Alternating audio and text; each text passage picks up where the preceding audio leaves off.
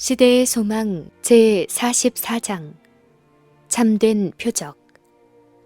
예수께서 다시 두로 지경에서 나와 시돈을 지나고 데가볼리 지경을 통과하여 갈릴리 호수에 이르시니라. 거사라에 사귀 들린 자가 고침을 받은 것은 데가볼리 지방에서 있었던 일이었다. 이곳 사람들이 돼지떼가 죽게 된 것에 놀라 그들에게서 떠나달라고 예수께 강권하였다. 그러나 그들은 그분께서 뒤에 남기신 사자들의 말을 듣자 예수님을 보고 싶은 욕망이 일어났다. 그분께서 다시 그 지방에 오셨을 때 사람들은 그분 주위에 모여들었고 귀먹고 말을 더듬는 사람을 그분께 데려왔다. 예수께서는 당신의 상례대로 말씀만으로 그 사람을 고치시지 않으셨다. 그분께서는 그를 군중에게서 따로 데리고 가서 손가락을 그의 귀에 넣고 그의 혀에 손을 대며 하늘을 우러러보고 진리를 향하여 열지 않는 귀와 구주를 시인하기를 거절하는 혀를 생각하고 탄식하셨다. 열리라는 말씀에 그 사람의 말하는 기능이 회복되었다. 아무에게도 말하지 말라는 명령을 어기고 그는 자기가 고침받은 이야기를 널리 공개하였다. 예수께서 산에 오르시자 무리가 그분에게 몰려들었다. 그들은 아픈 자와 불구자를 데리고 와서 예수님의 발 아래 놓았다. 그분께서는 그들을 모두 고쳐주셨다. 그들은 이방인이었지만 이스라엘의 하나님께 찬송을 드렸다. 그들은 3일 동안 계속 구주 곁에 모여 밤에는 노천에서 자면서까지 종일토록 그리스도의 말씀을 듣고 그분의 하시는 일을 보고자 열망하였다. 3일이 다하였을 때 그들의 양식은 떨어졌다. 예수께서는 그들을 배고픈 채로 보내고 싶지 않았으므로 제자들을 불러 무리에게 먹을 것을 주라고 하셨다. 제자들은 다시 저희의 불신을 나타냈다. 그들은 벳세다에서 그들의 적은 소유가 그리스도께서 축사하심으로 무리들을 어떻게 능히 먹이실 수 있었던가를 보았으면서도 그들은 배고픈 무리를 위하여 식물을 누리실 수 있는 그분의 능력을 믿고 그들이 가진 모든 것을 드리지 않았다. 더구나 그분께서 벳세다에서 먹이신 무리는 유대인이었는데 이 무리는 이방인과 이교도들이었다. 제자들의 마음속에는 유대인적 편견이 아직도 강하게 남아 있었으므로 그들은 예수께 이 광야에서 어디서 떡을 얻어 이 사람들로 배부르게 할 수 있으리이까? 라고 대답하였다. 그러나 말씀에 순종하여 그들은 그들이 가지고 있던 떡 7개와 생선 2마리를 그분께 가지고 나왔다. 무리들이 먹고 남은 조각을 7광줄이나 거두었다. 이와 같이 하여 여자들과 아이들 외에 4,000명이 원기를 회복하였으며 예수께서는 그들로 기쁘고 감사한 마음으로 돌아가게 하셨다. 그런 후에 그분께서는 제자들과 함께 배를 타시고 게네사렛 평야의 남단에 있는 마가단 지방에 가기 위하여 호수를 건너셨다. 두로와 시돈 지경에서 그분의 마음은 수로보니게 여인의 확신 있는 신앙으로 힘을 얻으셨다. 데가볼리의 이방 사람들은 그분을 기쁘게 영접하였다. 그러나 이제 그분께서는 당신의 능력을 가장 현저하게 나타내고 또한 당신의 자비의 사업의 대부분을 행하며 교훈을 주던 갈릴리 땅에 다시 내렸을 때에 경멸적인 불신을 만나셨다. 바리새인의 대표자들 중에는 제사장의 일단이요 회의론자이며 나라에서 귀족 계급인 부하고 오만한 사두개인들이 파견한 대표자들이 함께 있었다. 이 두 파는 서로 앙숙이었다. 사두개인들은 저희 자신의 지위와 권위를 유지하기 위하여 지배 세력의 호의를 사고 있었다. 반면에 바리새인들은 로마 사람들에 대한 민중의 증오를 조장하여 정복자의 멍에를 벗어버릴 수 있는 때를 엿보고 있었다. 그러나 바리새인과 사두개인은 이제 그리스도께 대항하기 위하여 연합하였다. 유유상종이다. 악이 있는 곳은 어느 곳이든지 선을 멸하기 위하여 악과 악이 동맹하는 것이다. 이제 바리새인들과 사두개인들은 그리스도께 나와서 하늘로부터 온 표적을 요구하였다. 여호수아의 시대에 이스라엘이 베토론에서 가나안 족속과 싸우려고 나갔을 때의 승리를 거둘 때까지 주의관의 명령대로 태양은 그 자리에 멈춰 있었으며 이와 비슷한 많은 이적들이 그들의 역사에 나타났다. 그들은 이와 같은 표적을 예수께 요구했다. 그러나 유대인들이 필요로 하는 것은 이런 표적이 아니었다. 단순한 외적 증거는 그들에게 아무런 유익이 될 수 없었다. 그들에게 필요한 것은 지적 계몽이 아니요 영적 혁신이었다. 예수께서는 외식하는 자여 너희가 천기는 분별할 줄 알면서 하늘을 살핌으로써 그들은 천기를 예고할 수 있었다. 시대의 표적은 분별할 수 없느냐라고 말씀하셨다. 그들에게 죄를 자각하게 하신 성령의 능력으로 하신 그리스도 자신의 말씀은 하나님께서 그들의 구원을 위하여 주셨던 표적이었다. 그리고 그리스도의 사명을 보증하기 위하여 하늘에서 온 직접적인 표적도 주어졌다. 목자들이 들은 천사들의 노래, 동방 박사들을 인도한 별, 침례 받으실 때에 하늘로부터 내려온 비둘기 모양과 음성 등은 그분을 증거하는 것들이었다. 예수께서 마음속에 깊이 탄식하시며 가라사대 어찌하여 이 세대가 표적을 구하느냐. 요나의 표적밖에는 보여줄 표적이 없느니라. 요나가 밤낮 사흘을 고래 뱃속에 있었던 것처럼 그리스도께서도 그와 같은 시간을 땅속에 있을 것이었다. 그리고 요나의 전도가 니느웨 사람들에게 한 표적이 되었던 것처럼 그리스도의 전도는 그 세대의 한 표적이었다. 그러나 말씀을 받아들이는 데는 얼마나 대조적인가. 그 큰 이방의 도성에 살던 사람들은 하나님에게서 온 경고를 듣고 두려워 떨었다. 왕들과 귀인들이 자신을 겸비하게 하고 높은 자나 천한 자가 다 하늘에 계신 하나님께 부르짖어 그들은 그분의 긍휼하심을 받았다. 심판 때에 니느웨 사람들이 일어나 이 세대 사람을 정죄하리니 이는 그들이 요나의 전도를 듣고 회개하였음이언니와 요나보다 더 큰 이가 여기 있다 라고 그리스도께서는 말씀하셨다. 그리스도께서 행하신 모든 이적은 그분의 신성에 대한 표적이었다.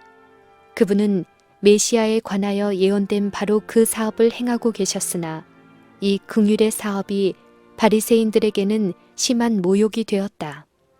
유대인의 지도자들은 인간의 고통을 냉담한 무관심으로 바라보았다. 많은 경우에 그들의 이기심과 압박이 고통을 야기시켰으나 그리스도께서 그것을 고치셨다. 그러므로 예수님의 이적이 그들에겐 질책이 되었다.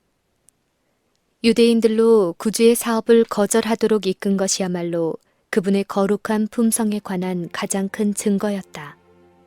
그분의 이적의 가장 큰 의의는 그 이적들이 인류의 축복을 위하여 행하여졌다는 사실에서 볼 수 있다. 그분이 하나님에게서 오셨다는 가장 큰 증거는 그분의 생애가 하나님의 품성을 드러낸 것이다. 그분은 하나님의 사업을 행하였고 하나님의 말씀을 이야기하셨다. 그와 같은 생애는 모든 이적 중에서도 가장 큰 이적이다. 오늘날 진리의 기별이 제시될 때에 유대인들처럼 우리에게 표적을 보이라, 이적을 행하라고 외치는 사람들이 많이 있다. 그리스도께서는 바리새인들의 요구대로 이적을 행하지 않으셨다. 그분은 광야에서 사단의 꾀에 응답하여 이적을 행하지 않으셨다.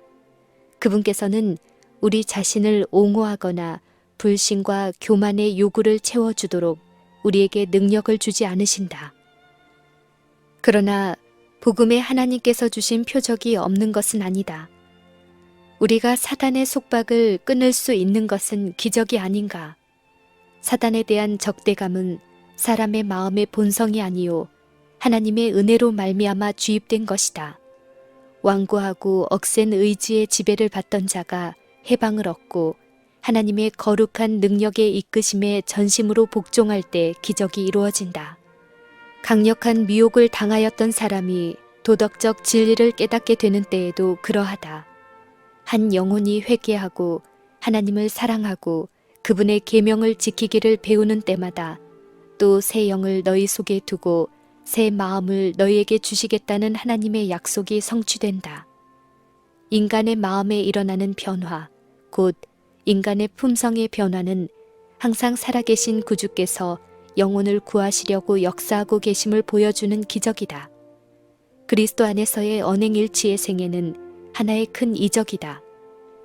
하나님의 말씀을 전함에 있어서 지금 그리고 항상 나타내야 할 표적은 듣는 자들에게 그 말씀이 계심시키는 능력이 되게 하는 성령의 임재하심이다.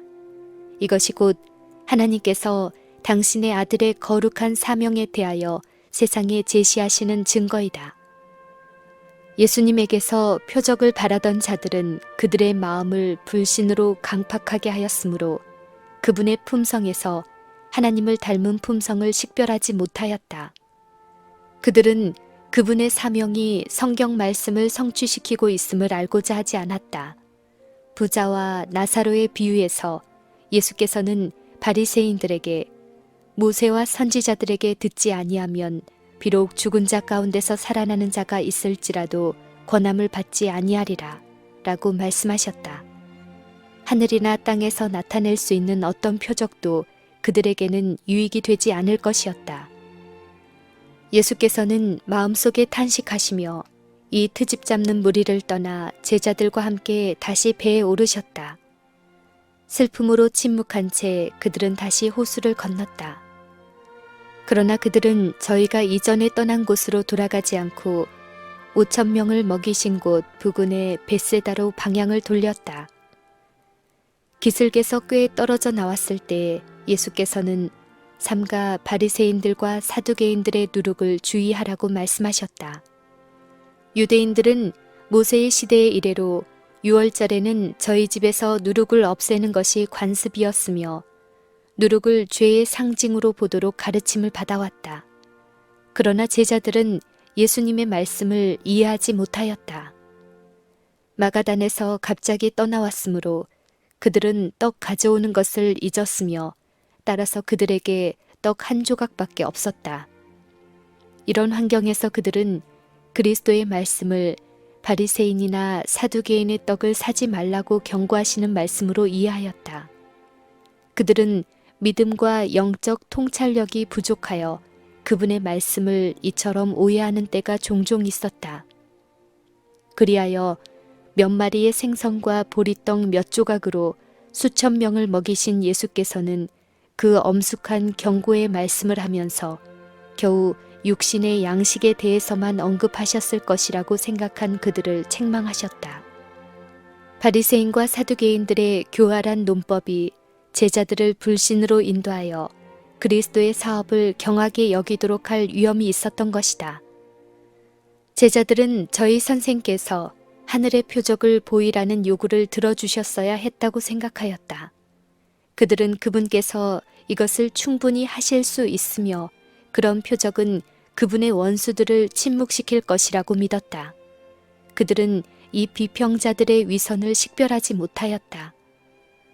몇 달 후 무리 수만 명이 모여 서로 밟힐 만큼 되었을 때에도 예수께서는 같은 교훈을 반복하셨다.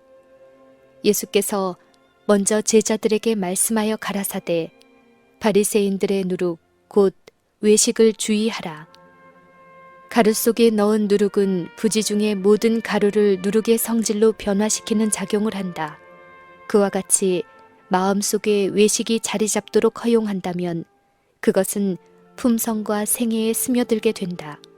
그리스도께서는 바리새인들이 성전에 너그럽게 바치는 채 하면서 부모에 대한 의무에 등한을 숨기고 고르반의 행습을 책망하는 중에 그들의 외식에 대한 뚜렷한 신뢰를 일찍이 견책하셨다. 서기관들과 바리새인들은 기만적인 원칙을 넌지시 심어주고 있었다.